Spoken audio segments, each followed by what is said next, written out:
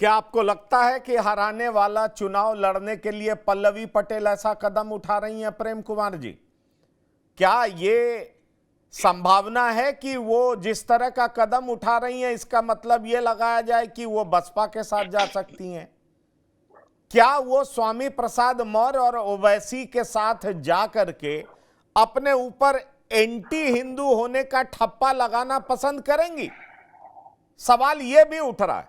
और दूसरा सवाल मैं आपसे यह करूंगा प्रेम जी कि राज्यसभा चुनाव के दरमियान भी अखिलेश यादव से विरोध करने वाले वो लोग हैं जो उनके करीबी माने जाते थे, उनके आसपास के लोग माने जाते थे। मनोज पांडे मुख्य सचेतक थे, अगर मैं सही बोल रहा हूं तो। मनोज पांडे का जाना अखिलेश यादव का बड़ा फेलियर है कि आखिरकार अपनी पार्टी में किन लोगों को वो जगह दिए हुए थे। रालोद के साथ उनका गठबंधन हो चुका था, उसके बाद रालोद उनका साथ छोड़ करके बीजेपी के साथ आ गई। इसलिए मैं इन दोनों सवाल का जवाब चाहूंगा कि क्या अखिलेश यादव को बड़े नेता के तौर पर आप असफल होते देख रहे हैं, अपनी पार्टी के भीतर भी और घटक दलों के साथ भी? देखिए पंकज जी, हम आपके इस दूसरे प्रश्न का उत्तर हाँ में दे देते कि अखिलेश यादव फेल्योर होते दिख रहे हैं, लेकिन तब देते जब आप भी ये माने, हमारे साथ साथ हम भी ये माने कि जब अखिलेश यादव विधानसभा चुनाव के समय ओम प्रकाश राजभर को बीजेपी से तोड़कर अपने में जोड़ चुके थे, तो उस समय नरेंद्र मोदी जी का नेतृत्व फेल हो रहा था। अगर ये मान लीजिए तो यहाँ फेल हो रहे हैं। अगर मोदी जी का नेतृत्व तब फेल हो रहा था क्योंकि ओम प्रकाश राजभर जी जैसे लोग बीजेपी छोड़ के अखिलेश यादव जी के साथ आ रहे थे, तो आज भी फिर अखिलेश यादव जी का भी फेल हो रहा है। ये आपके प्रश्न का जवाब है। दूसरा है कि पल्लवी पटेल जी का जो है कि विकल्प वो उस रूप में कि दूसरे को नुकसान पहुंचाने के लिए लड़ा जाए, तो वो विकल्प तब कोई उस विकल्प पर जाता है जब सकारात्मक जो जिस उम्मीद के साथ इंडिया गठबंधन में आई है वो खत्म हो जाए। तो पल्लवी पटेल को ना तो मैं मान रहा हूं कि खत्म हो गया है, वो संभावना खत्म हो गई, न पल्लवी पटेल मान रही है। तो पल्लवी पटेल जिस दिन मान जाएंगी कि इंडिया गठबंधन में हम नहीं है और हमको इनको डैमेज करना है, अगर अभी भी मान जाती तो अब उनको क्या था, आसानी से एक मुलाकात असदुद्दीन ओवैसी के साथ कर लेती, फोटो मीडिया में छपवा देती, मैसेज चला जाता। लेकिन पल्लवी पटेल वो रास्ते पर नहीं चल रही, वो पॉजिटिव रास्ते पे है कि हमें 3 सीट चाहिए और आप दीजिए, आपको देना होगा। अब हम आपके लिए नहीं गिड़गिड़ाएंगे कि आप मीटिंग करेंगे बुलाएंगे और आप हमें मीटिंग में नहीं बुलाएंगे, ये मेरा हक है, हम लड़के लेंगे। ये पल्लवी पटेल की भावना है। तो वो पॉजिटिव वाले रास्ते पे हैं। अभी विध्वंसक रास्ता उन्होंने नहीं चुना है। विध्वंसक रास्ता तो जब लोग पॉजिटिव रास्ता खत्म हो जाता है तब देखता है जी।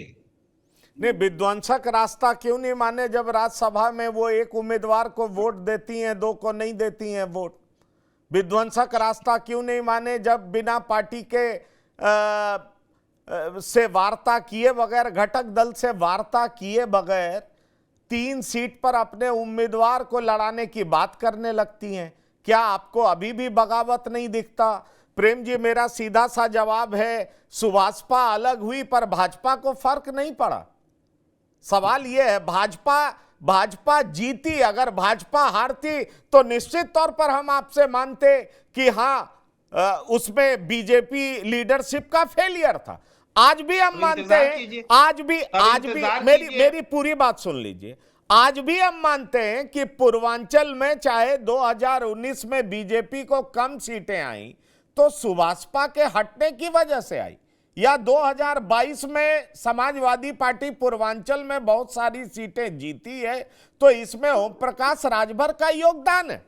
ओम प्रकाश राजभर जिसके साथ होते हैं वो जिताने की स्थिति में होते हैं और जिसका साथ छोड़ देते हैं वो हराने की स्थिति में होते हैं। आपने तो उत्तर ही दे दिया, उत्तर ही दे दिया। फिर भी नरेंद्र मोदी जी से वो चले गए, हाथ में तो फेलियर हुआ ना फिर आपके हिसाब से। अब अखिलेश यादव से चले गए तो उनका सवाल ये है, तो मोदी जी के हाथ से चले गए तो उनका फेलियर हुआ। सवाल ये है कि फेलियर तब मानते जब ये जीत और हार में देखा जाएगा। प्रेम जी, जीत किसकी हुई, हार बता किसकी दिया, हुई? जीत छोटा किसकी सा हुई, जीत और हार क्या?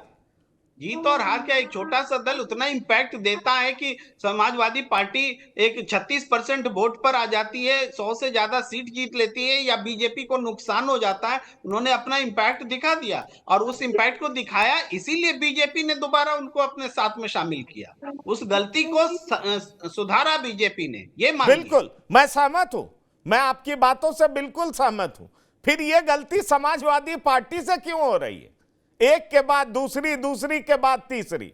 सवाल यह है क्योंकि आप देखें, एक आरोप अखिलेश यादव पर लगातार लगता है कि वो उस तरीके से संघर्ष नहीं करते, वो अपने घटक दलों के नेताओं से मिलते नहीं हैं। ये सुभाषपा के मुखिया कई बार कह चुके हैं कि बैडमिंटन खेलने का समय होता है लेकिन अपने नेताओं से मिलने का उनके पास वक्त नहीं होता, वो डायलॉग नहीं करते, वो सड़क पर नहीं उतरते।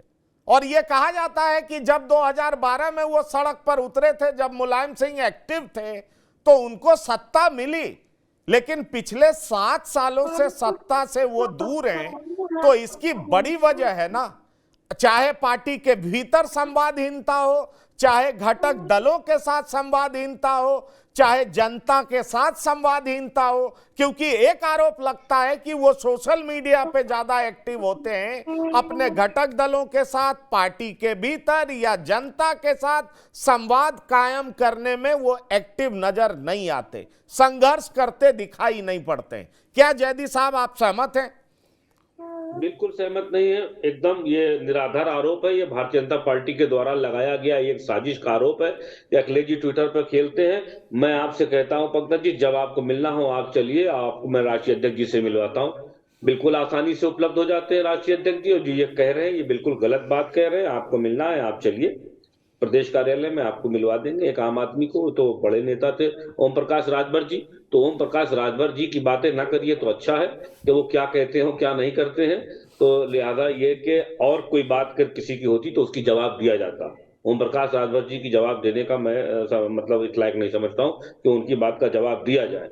और रही बात ट्विटर और पप्पू और इस तरह के जो ये नामौली दी गई है, ये सब भारतीय जनता पार्टी की मोनोपोली है। उसके तहत ये दिया गया है कि उनके नेता 24 घंटे काम करते हैं, हम लोग सब बैडमिंटन और ट्विटर ही खेला करते हैं।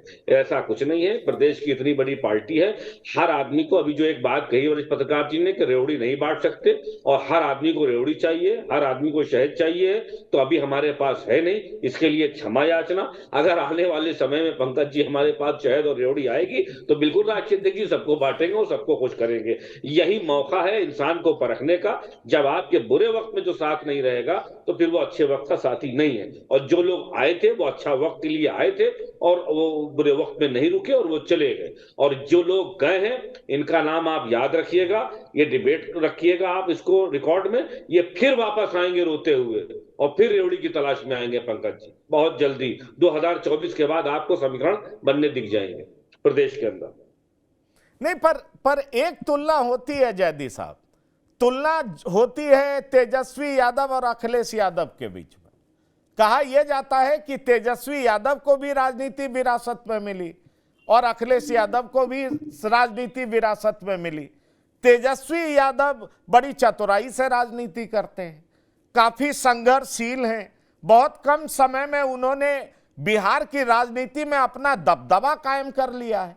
आज के समय में वो सबसे बड़े नेता के तौर पर जाने जाते हैं। पर अखिलेश यादव के लिए यह नहीं बोला जाता है, कहा जाता है अपने फैसले पर अडिग नहीं रहते। ये उनके समर्थक कहते जो उनको छोड़ करके गए। मैं नहीं कह रहा हूं, मैं कोई नहीं हूं कहने वाला। स्वामी प्रसाद मौर्य ने भी जब अखिलेश यादव का साथ छोड़ा तो स्वामी प्रसाद मौर्य ने भी यही बात कही कि आप अपने फैसले पे अडिग नहीं रहते। मनोज पांडे ने साथ छोड़ा तो मनोज पांडे ने भी कहा कि हिंदुत्व के खिलाफ लगातार बयान दे रहे थे, लेकिन अखिलेश यादव तब भी चुप्पी बनाए हुए थे। मतलब इधर का भी पक्ष उन पर आरोप लगा रहा है, उधर का भी पक्ष आरोप लगा रहा है। क्या आप इस बात से सहमत हैं कि इनडिसिसिवनेस, फैसले सही समय पर नहीं लेना, अखिलेश यादव की पहचान बन गई है? नहीं पंकज जी, जब वक्त आता है तो आदमी फैसले भी लेता है। अभी फैसले लेने की स्थिति में राष्ट्रीय अध्यक्ष जी नहीं है। स्वामी प्रसाद मौर्य जी भी जो कर रहे थे वो उनका अपना व्यक्तित्व था, वो चले गए, अपनी मर्जी से चले गए। मनोज पांडे जी चले गए, अपनी व्यक्तिगत रुचि से चले गए, अपनी मर्जी से चले गए। ना हमने किसी को रोका, ना हमने किसी को अपशब्द कहने के लिए कहा। यही स्टैंड तब भी था अखिलेश यादव जी का, आज भी था, कि किसी देवी देवता को आप बुरा मत कहें। मुझे लगता है कि उनका सपोर्ट ना करना उनको बुरा लग गया, तो भी भारतीय जनता पार्टी के लोग ये कहेंगे। और अगर सपोर्ट करते तो हम पर आरोप था ही कि हम देवी देवताओं का अपमान करने के लिए पहचाने जाते हैं। और रही बात आपने उनकी बोली, अगर बिहार की बात करी, बिहार की राजनीति की बात करी है, तो बिहार के अंदर भी तो बड़ा अच्छा, अगर घटक दल चल रहा था तो बाबूजी छोड़ करके क्यों चले गए?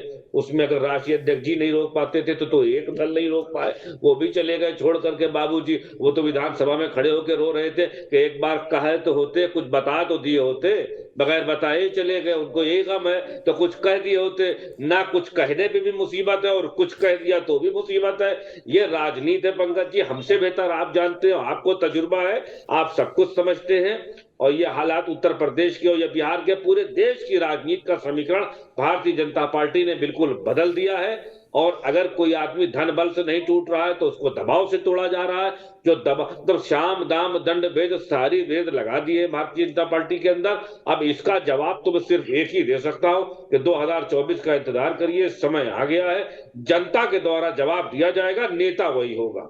जब आदमी की चलती बारगाह चल रही होती तो उससे बड़ा कोई नेता नहीं होता।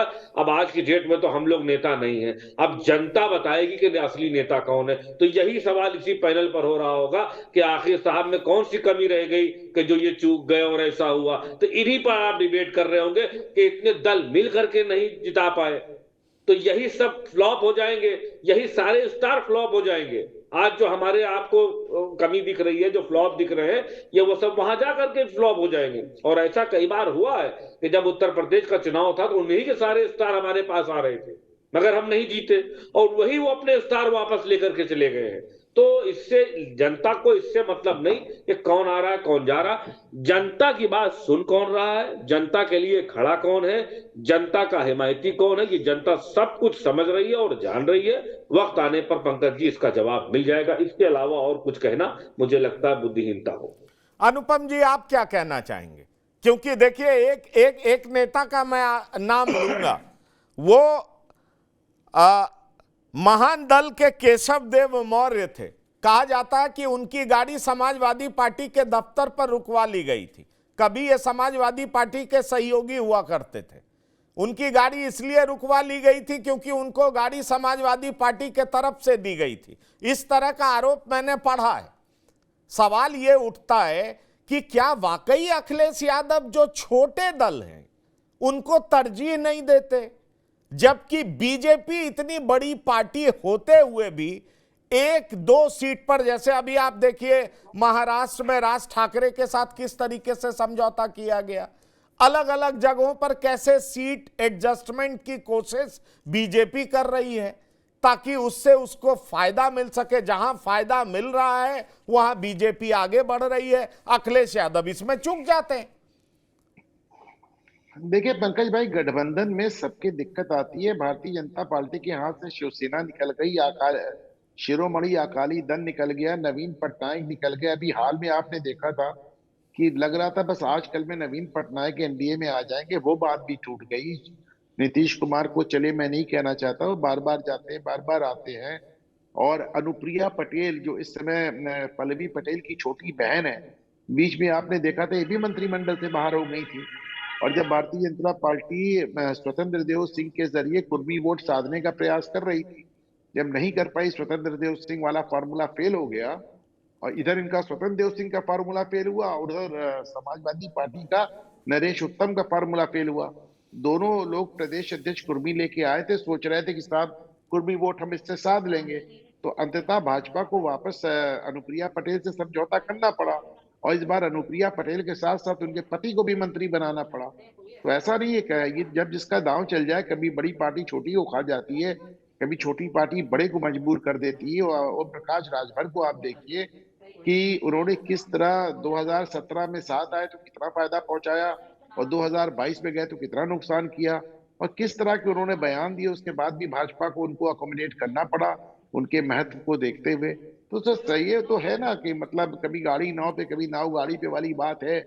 तो रही बात पल्लवी पटेल की, तो मैं समझता हूं कि बगावत तो उन्होंने राज्यसभा में ही कर दी थी। देखिए आप वो तो अपनी पार्टी से विधायक भी नहीं है, वो तो समाजवादी पार्टी से विधायक है। उसके बाद उन्होंने खुल के कह दिया हम वोट नहीं डालेंगे, और वोट डालने के बाद भी बता दिया कि मैंने वोट नहीं दिया, मैंने सिर्फ रामजी लाल सुमन को वोट दिया। पर दिक्कत ये बात केवल पल्लवी पटेल की नहीं है। अखिलेश यादव अपनी पार्टी के किसी भी विधायक के खिलाफ कोई कार्रवाई नहीं कर पाए। जमाने तक वो स्वामी प्रसाद मौर्य को टोकते रहे, उनके खिलाफ कोई कार्रवाई नहीं कर पाए। राज्यसभा में क्रॉस वोटिंग हो गए, उनके खिलाफ कोई कार्रवाई नहीं कर पाए।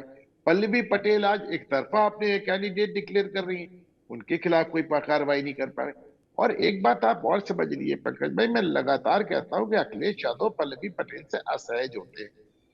आप समझिए 2022 में आप पल्लवी पटेल जीती उनके टिकट पे। 2022 से लेके अभी सोनेलाल की जयंती तक, पौने 2 साल तक, आपको अखिलेश यादव और पल्लवी पटेल एक फोटो फ्रेम में नजर नहीं है। एक भी जगह उन्होंने पल्लवी पटेल को आमंत्रित नहीं किया अपने प्रोग्राम में। कारण है, पल्लवी महिला है, पढ़ी लिखी हैं, ओबीसी हैं, महत्वाकांक्षी हैं। तो एक थोड़ा सा एक कॉम्पिटिटिव वो आता है कि साहब ये हमको। अच्छा एक चीज और आप देखें कि पल्लवी पटेल जो कर रही है, पल्लवी पटेल को फर्ज कीजिए एक भी सीट नहीं मिली पंकज भाई, एक भी सीट नहीं। लेकिन पल्लवी पटेल को आपने अपने साथ क्यों रखा है? इसलिए रखा है कि भाई अनुप्रिया पटेल के बाद कुछ अभी सारे अनुप्रिया पटेल ले जा रही हैं पटेल वोट। तो पटेल वोटों के बंटवारे, कुर्मी वोटों के बंटवारे के लिए आपने पल्लवी पटेल को अपने साथ रखा है। और फर्ज कीजिए पल्लवी पटेल को कोई सीट नहीं मिलती, वो घर बैठ जाती। तो उसके बाद आपको क्या लगता है कि 2024 में कहीं भी 2 कुर्मी वोट आपको मिलेगा? लोग कहेंगे साहब हमारी एक नेता आपके पास थी, एक नेता भाजपा में थी, भाजपा ने इतनी सीट दी, आपने कुछ नहीं दिया। तो फिर ये एक दिक्कत आने वाली बात है। और मैं समझता हूँ कि राज्यसभा से ही जो एक तल्खी शुरू हुई थी, उस तल्खी यहां तक पहुंच गई कि पल्लवी पटेल ने ये बात, जो बातें अंदर खाने में होती हैं, जो बातें बैठ के 1 to 1 होती हैं, उन्होंने वो करने की जगह सीधे अपने मतलब बाकायदा आप देखिए, आप स्क्रीन पे दिखा रहे हैं किस तरह उन्होंने 3 सीटें सीधे डिक्लेयर कर दी। तो इसको कोई माने या ना माने, पर अगर आपका जूनियर सदस्य जिससे आपको लाभ हो सकता है और जिसके हटने से आपको नुकसान हो सकता है, अगर वो आपके कंट्रोल में नहीं है, ऐसा कर रहा है, तो आपके नेतृत्व में कमी है।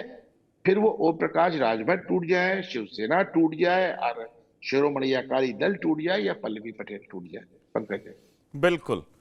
तो अब देखते हैं कि दोनों के बीच में सुलह समझौता हो पाता है, इंडिया अलायंस इंटैक्ट रह पाता है। मिस्टर जैदी साहब, उम्मीद करते हैं कि ये जो बगावत के सुर हैं वो जल्दी से सेटल हो जाएं, इंडिया अलायंस ठीक से कार्य करे, और जो आने वाला चुनाव है उसमें बीजेपी के साथ संगठित होकर के एक साथ मिलकर के चुनाव लड़े। अगर ऐसा नहीं होगा तो निश्चित तौर पर उत्तर प्रदेश में सवाल तो अखिलेश यादव पर ही उठेंगे, क्योंकि वो बड़े घटक दल के नेता हैं। अगर जीत होगी तो सफलता का सेहरा भी उनके सिर पर बंधेगा, और हार होगी तो उसमें एक बड़ा कारण ये भी गिना जाएगा।